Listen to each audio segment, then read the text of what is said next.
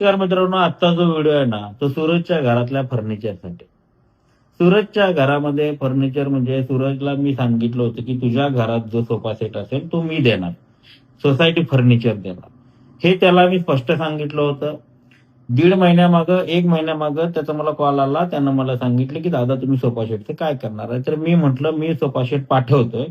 So तुला कुठला हवा आहे, कसा हवा आहे? तू इकडे येणार आहेस काय? काय करणार आहेस? काय माझ्या पद्धतीनं पाठवू? मग मला घरातले फोटो पाठव." मी त्याला सांगितलं, "तुझ्या घरातले फोटो पाठव, म्हणजे त्याच्यानुसार तुला मॅचिंगचा एखादा सोफा सेट मी पाठवून देतो." त्याच्यानंतर मी त्याला 2-3 वेळा सांगितलं, की "बाबा तुझा ॲड्रेस मला पाठवून ठेव, म्हणजे माझा सोफा रेडी झाला, की तुझ्या घरी डायरेक्ट पाठवून देतो." इव्हन मी त्याच्या घरात लग्नाच्या आदल्या दिवशी जाईपर्यंत त्यानं मला सांगितलं नव्हतं, की मी फर्निचर बाहेरून घेतलंय. सांगितलेलं नाही.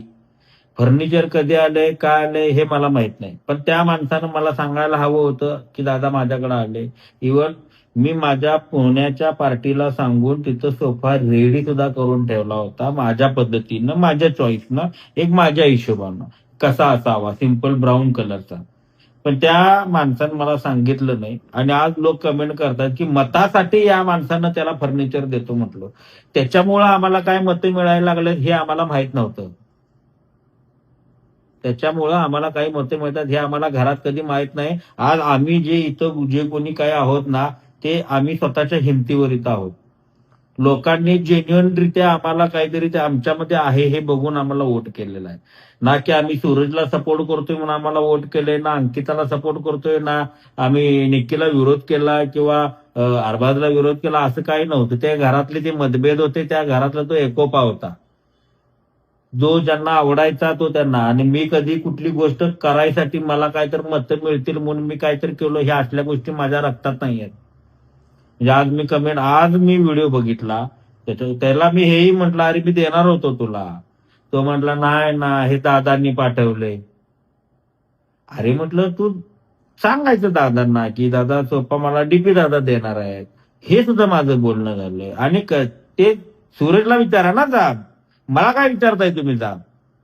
कमेंट बॉक्समध्ये मोठं बोलला, बोल पोपट्या, पोपट्या काय आणि काय, काय, काय, काय, काय, काय तुम्ही बोललासा. तुम्ही मला विचारायला जाब मला विचारण्यापेक्षा डीपी दादा 1000 वेळा सांगितलंय ना, सूरजच्या घरी सोफा सेट मी देणार आहे. सूरजला विचारा ना, तो एवढ्या वेळा बोलला सोफा सेट मी देणार आहे म्हणून तू त्यांच्याकडनं का नाही घेतलास? का दम नाही तुमच्यात? मी आजही सोफा सेट त्याला द्यायला त्या दिवशी पण त्याला म्हटलं, "अरे सूरज." ओंकार सुद्धा होता त्याचा भाऊ, जो व्हिडिओ बनवतोय. त्याला म्हटलं, "अरे म्हटलं मला मेजरमेंट दे. इथं सोफा मी देणार. तो सोफा कुठं नेऊन ठेवायचा तिथं ठेवायचा. हॉलमध्ये सोफा माझा लावायचा." तो म्हटला, "ठीक आहे, बघू आम्ही ते काहीतरी ऍडजस्ट करू." हे सुद्धा माझं बोलणं झालं. म्हणजे द्यायचं आहे म्हणूनच झालं ना. बरं तुम्ही जर बाहेर बघताय, बाहेर जर तुम्ही घेताय, तर त्याची कल्पना तुम्ही आम्हाला दिलीत का?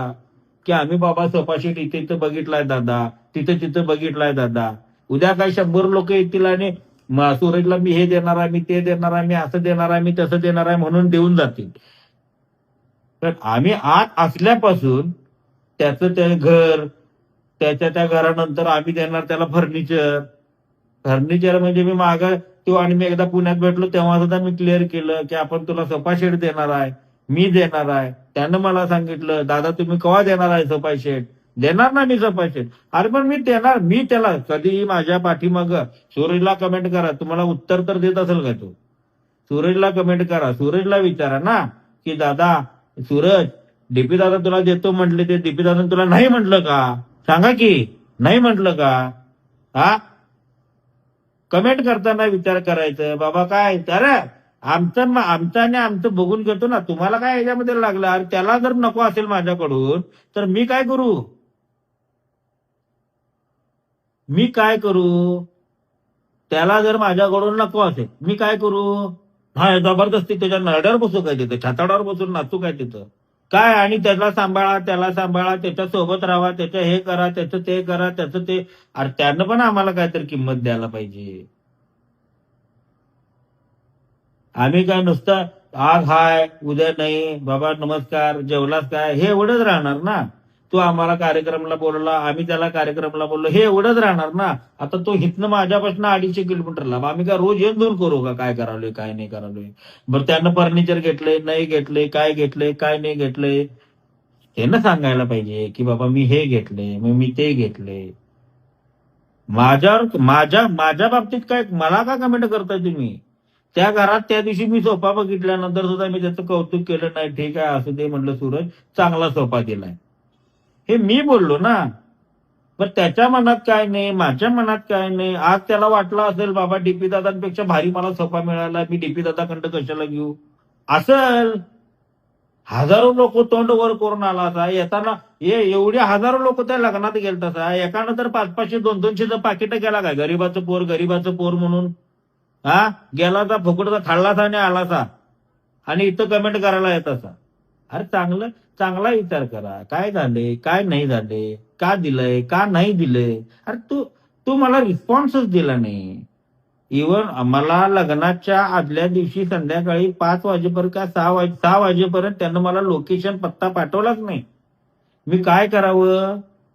कुठं पाठवावं सोफा? कुठं पाठवावा सोफा? पण ह्याच्यापेक्षा वेगळं मी काय करणार? मी त्याला 3-4 वेळा फोन केलाय. बरं तुला कसा हवाय ते मला सांग म्हटलंय. बरं अंकिता एक गिफ्ट देणार होती. मी अंकिताला फोन केला, म्हटलं अगं मी असा सोफा पाठवणार आहे. 2-4 दिवसामध्ये तू काहीतरी करून पाठवायला लागलोय आणि तू काय करणार आहे? तर म्हणली नाही दादा मला पण काहीतरी द्यायचं. आपण थोडं विचार करून मी पण काहीतरी ठरवतो आणि ते लग्नात त्याला गिफ्ट देईल.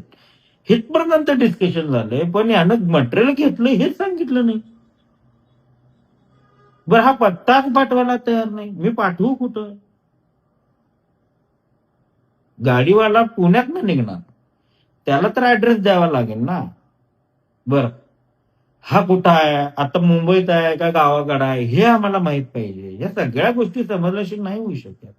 एवढ्या सगळ्या शहानिशा करण्याची मला गरज नव्हती. पण मी आज कमेंट बघितल्या, डीपी दादा काय फक्त मतांसाठी सुरेशला जवळ केला का? सुरेशला जवळ करणं आणि मतांचा काय संबंधच नव्हता. जवळ तर आम्ही वैभवलाही केलंय, जवळ तर आम्ही घनश्यामलाही केलंय. घनश्याम आजही माझ्या जवळ आहे, सूरज आजही माझ्या जवळ आहे. खेळाचा आणि मताचा काही संबंध नव्हताच तेव्हा. आणि आम्हाला आत माहीतच नव्हतं की सूरजची वावा एवढी होत्या.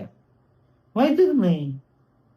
आम्ही आपलं जेन्युइन रित्या आम्ही काय त्याच्याकडनं काय फायदा करून घेतलाय काय, काय आमचा फायदा त्याला करून दिलाय, काहीच नाही झालेलं. तर त्याच्या आशीर्वादानं, त्याच्या चांगुलपणानं तो जिंकला. लोकांनी त्याला अतोनात प्रेम केलं, अतोनात प्रेम दिलं, तो जिंकला. चांगलीच गोष्ट घडली ना, काय वाईट घडली का?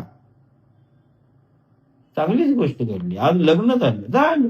तर अरे त्याच्या घरात, अरे उद्या 50 जण येतील त्याच्या घरात आणि काहीतरी द्यायला. आज जान्हवी वाटलं तर का तिची करवली म्हणून ती 2 दिवस 3 दिवस तिथं काम करेल किंवा तिथं राहील. केलं ना. अरे काय होते, आतले दिवस वेगळे असतात, बाहेरचे दिवस वेगळे असतात. आम्ही आज पण एकत्र आहोत. पण तुमच्या अशा कमेंटमुळे आमच्या दोघांमध्ये दुरावा निर्माण होईल ना. ही दुरावा आपल्याला काय नको आहे ना. गरज काय आहे तुम्हाला? लोकांच्या ताटात वाकून कशाला बघायचं आहे तुम्हाला?